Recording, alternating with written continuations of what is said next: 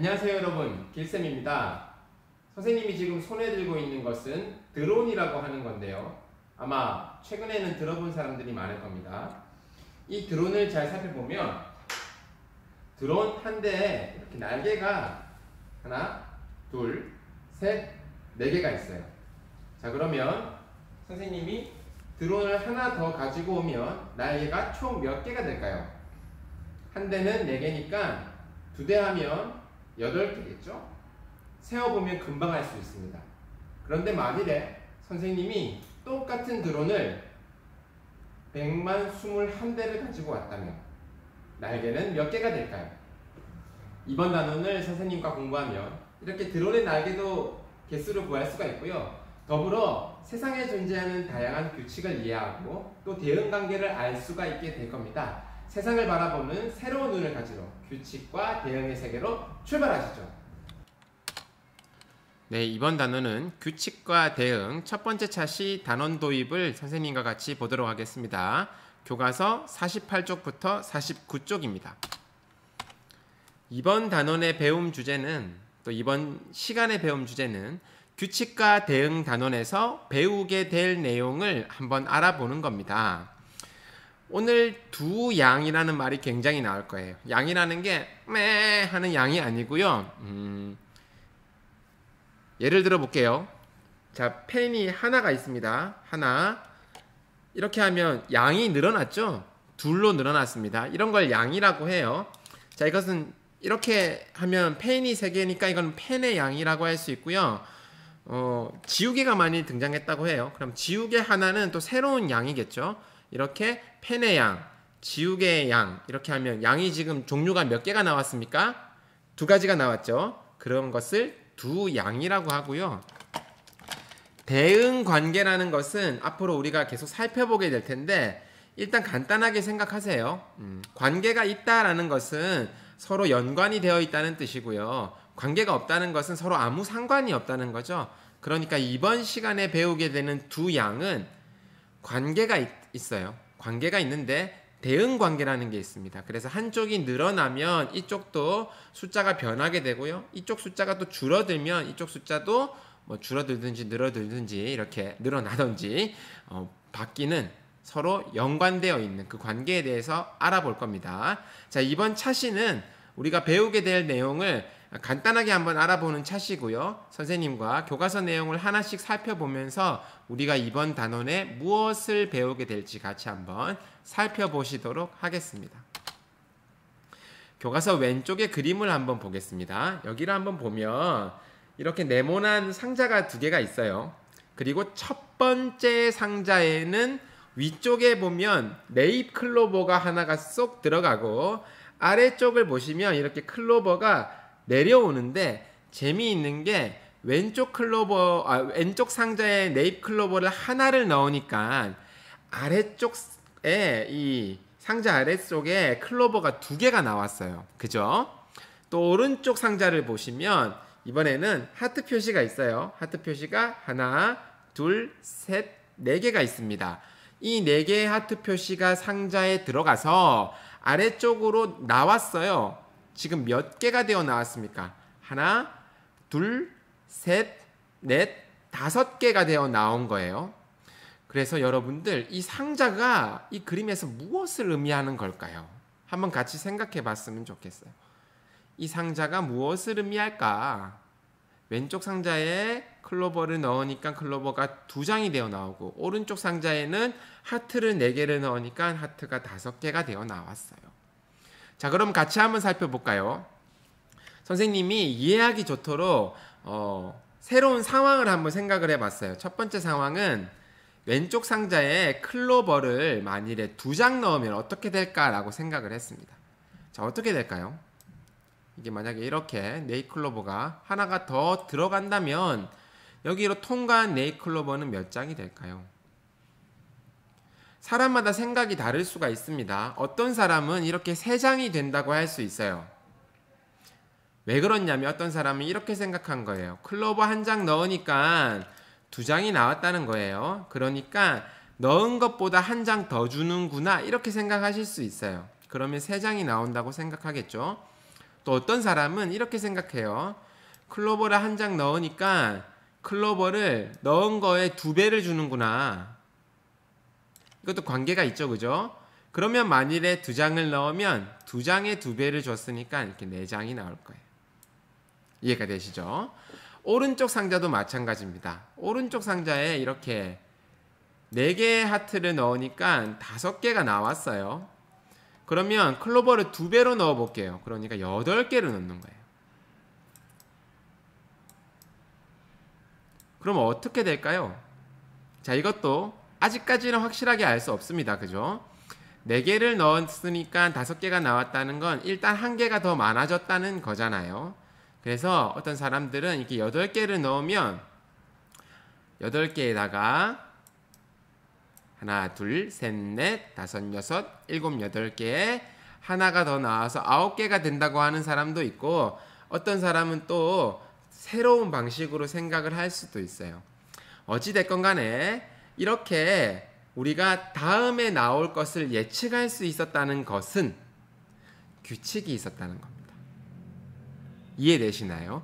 아무런 규칙이 없다면 우리가 예측을 전혀 할 수 없겠죠. 어떨 때 뭐 네이클로버 하나 넣었는데 어쩔 때는 2개가 나오고 어떨 때는 100개가 나오는 거예요. 그렇게 막 아무 때나 나온다면 우리가 예측할 수 없지만, 규칙이 있다면, 어떤 넣는 값과 나오는 값 사이에 일정한 규칙이 있다면 우리가 그것을 예상할 수 있을 겁니다. 그래서 이번 시간에 또 이번 단원에 배우는 내용은 우리가 이 규칙들을 찾아서 표현해 보고 또 예측해 보는 활동을 같이 하게 될 겁니다. 이것을 수학적인 추론이라고 하고요. 선생님과 같이 이번 단원을 공부하면 추론 능력이 쑥쑥 자라는 것을 알 수 있을 겁니다. 자, 아래쪽에 보니까 여학생 한 명이 이렇게 턱을 개고 고민을 하고 있어요. 어떤 규칙이 있는 걸까? 이렇게 생각을 하고 있어요. 규칙이 있는지를 먼저 고민을 하고 있었고요. 선생님은 여기서 여러분들에게 하나 더 고민거리를 던져주고 싶습니다. 여러분들, 우리가 규칙을 알았다고 하면 그 규칙을 어떻게 다른 사람에게 표현할 수 있을까요? 어떻게 설명할 수 있을까요? 규칙을 설명하는 방법은 수학적으로 여러 가지가 있겠죠. 먼저 글로도 설명할 수 있고요. 그 글을 말로 풀어서 설명할 수도 있고요.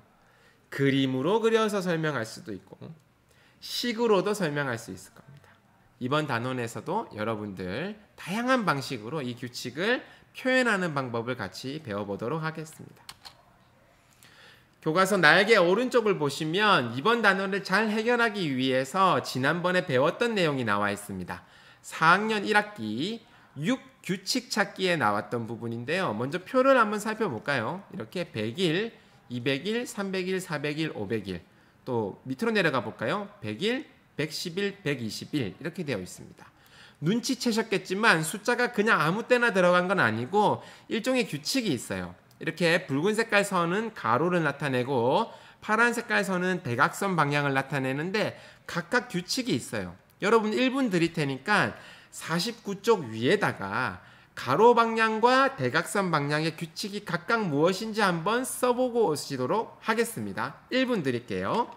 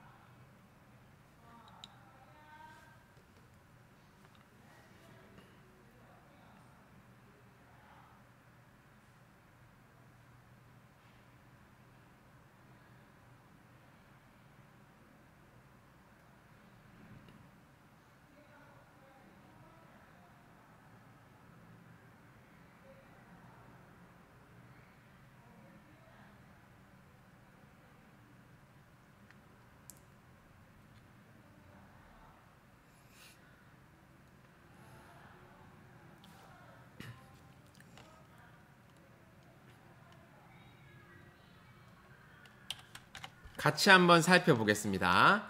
먼저 가로를 보니까 100일, 200일, 300일, 400일, 500일 이렇게 한 칸씩 갈 때마다 숫자가 얼마씩 커지고 있습니까? 100씩 커지고 있죠. 그래서 가로로 가는 규칙은 100씩 커진다 라고 할 수 있습니다. 100씩 더해진다 라고 할 수 있는 거죠. 그럼 대각선을 볼까요? 대각선도 역시 숫자가 커지고 있는데 조금 다릅니다. 101, 211, 321 이렇게 돼 있어요. 얼마가 증가하면 211이 된 걸까요? 110이 증가하면 211이 되었겠죠. 설마 211에서도 110을 더하면 321이 되네요. 그러니까 대각선 방향은 110씩 커진다라고 할 수 있네요. 그 아래쪽을 보시면 이번에는 4학년 1학기 규칙 찾기에서 도형의 모양을 가지고 규칙을 찾은 게 있어요.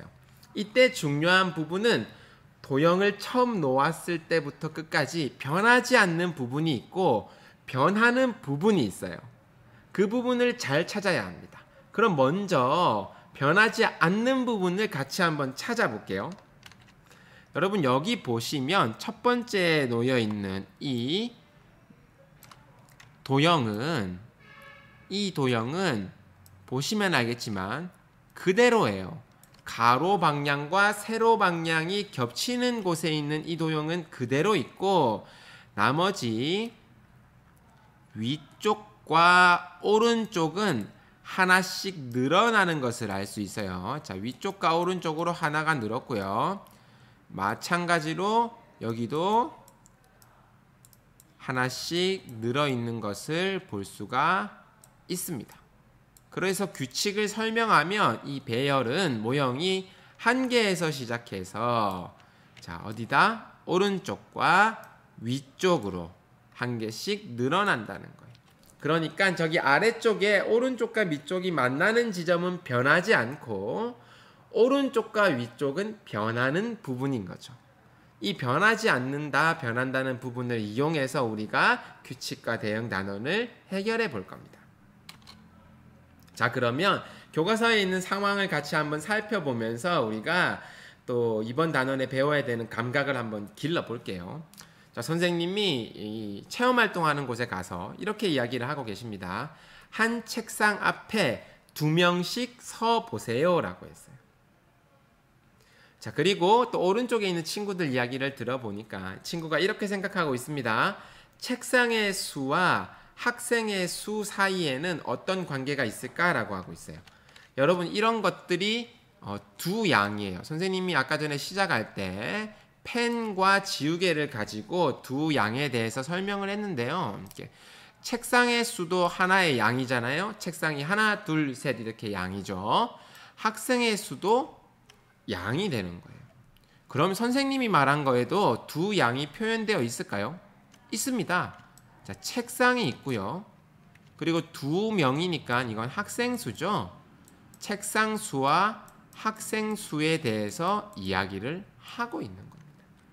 자, 그러면 이 그림 위에 여러분 일정한 관계를 가지고 변하는 두 양을 교과서 38쪽에 1분간 써보세요.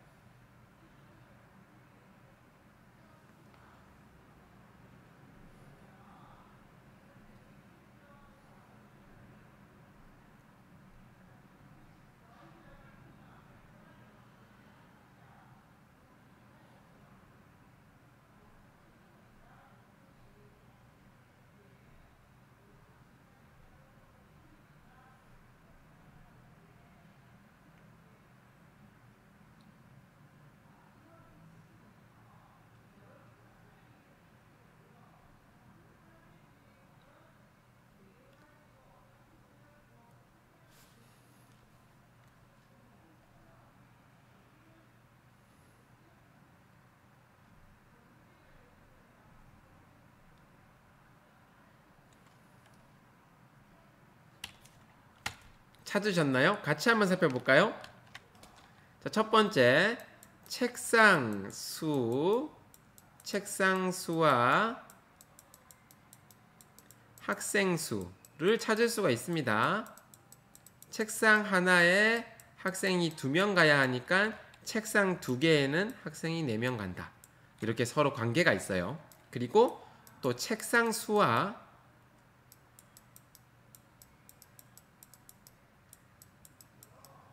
이렇게 오른쪽에 이 학생들이 생각하는 것이 여기 첫 번째 거랑 똑같았고요. 선생님은 이것도 한번 찾아봤어요.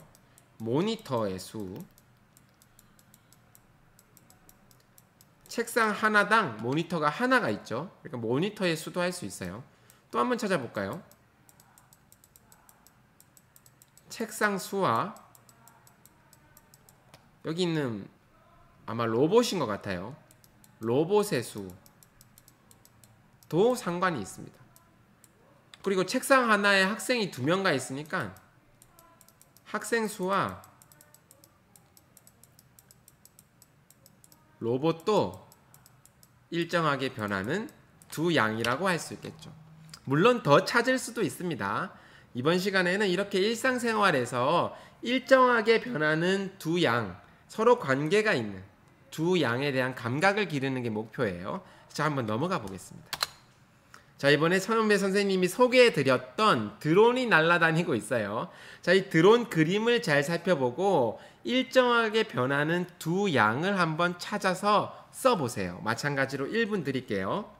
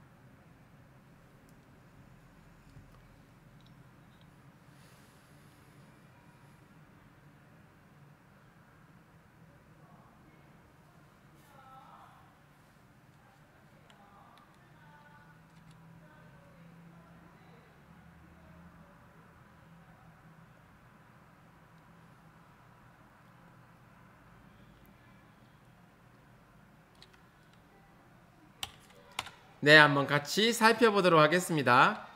선생님은 이렇게 찾았어요. 드론의 수와 드론 날개 수를 비교할 수 있겠죠. 이렇게 대응할 수 있습니다. 드론의 날개 수. 처음에 선생님이 설명드렸듯이 드론 하나에 날개가 4개가 있다면 드론 2개에는 또 날개가 8개로 증가를 하고 드론이 3개가 되면 또 날개가 더 증가하겠죠. 이렇게 일정하게 변하는 두 양을 찾을 수가 있었습니다. 자, 이번에는 친구들이 무언가를 조립을 하고 있어요. 이 조립하는 상황을 보면서 일정하게 변할 수 있는 두 양을 한번 찾아보시길 바랍니다. 자, 마찬가지로 1분 드릴게요. 모둠이 두 모둠으로 나누어져 있으니까 각각 한번 찾아보세요.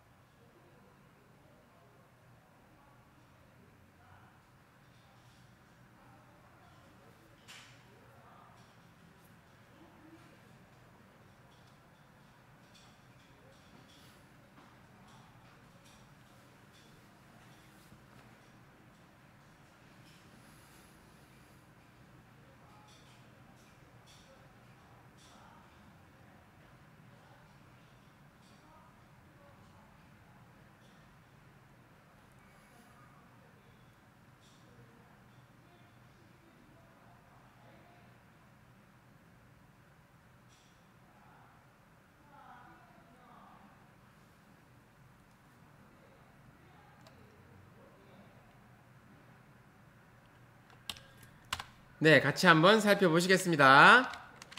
자, 먼저 왼쪽 모둠을 보니까 이렇게 사각판이 있고요. 그리고 바퀴가 있는데 이 학생이 이렇게 말해요. 사각판 한 개에 바퀴를 2개씩 꽂는다는 거예요. 그러면 이게 사각판이 늘어나겠죠, 개수가. 점점 늘어날 때마다 바퀴의 개수도 이렇게 뭔가 규칙을 가지고 늘어날 것 같아요. 그래서 일정하게 변할 수 있는 두 양을 이렇게 한번 해봤습니다. 사각판과 그리고 바퀴. 근데 이렇게만 하면 답이 안 되겠죠. 사각판의 수 그리고 바퀴의 수라고 정확하게 해주면 될 것 같아요. 자, 오른쪽을 한번 볼게요. 오른쪽을 보니까 이렇게 네모난 부품이 있는데 초록 색깔 부품이 있고 노란 색깔 부품이 있어요. 그래서 초록판, 노란판 이렇게 한번 해볼까요? 초록판의 수가 여기 보시면 여기서부터 이렇게 점점 늘어나고 있어요. 거기에 따라 노란 색깔 판의 수도 점점 늘어납니다. 그래서 노란 판 수가 일정한 규칙을 가지고 변하고 있다고 생각할 수 있어요. 정말 어떻게 변화하고 있고 또 그것을 우리가 어떻게 표현하는지는 앞으로 계속 배워볼 예정이니까요. 지금은 그저 한번 감각으로 우리가 이런 걸 배우겠구나 라고 생각해 두시면 되겠습니다. 그래서 이번 단원에는요, 여러분 방금 전에 우리가 찾아본 것 같은 두 양 사이에 대응하는 관계가 어떻게 되는지를 살펴보고요. 그 대응 관계를 그림이나 식이나 표나 다양한 방법으로 어떻게 하면 쉽게 또 알 수 있게 나타내느냐라는 것을 배워본 다음, 이러한 대응 관계는 우리 삶 속에서 굉장히 많기 때문에 생활 주변에서의 우리가 찾아볼 수 있는 대응 관계를 같이 한번 배워보도록 하겠습니다. 오늘의 숙제는요, 출석 인정 노트를 쓰시는 건데요.